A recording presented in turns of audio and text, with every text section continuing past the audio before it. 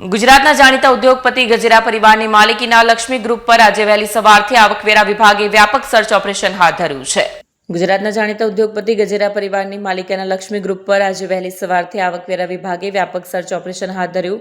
Diamond education અને real estate ક્ષેત્રે મોટું નામ ધરાવતા આ ગ્રુપના ગુજરાતભરમાં આવેલા ઠેકાણાઓ પર 150થી વધુ અધિકારીઓની અલગ અલગ ટીમો એક સાથે ત્રાટકીને તપાસનો ધમધમાટ શરૂ કર્યો છે. સાથે જ અનિલ બગદાણા અને તેમના ભાગીદારો તરુણ ભગત તથા પ્રવીણ ભુટ્ટના ધંધાકીય સ્થળો, રહેણાંક મકાનો અને વિવિધ પ્રોજેક્ટ્સ પર તપાસ કરાઈ રહી છે.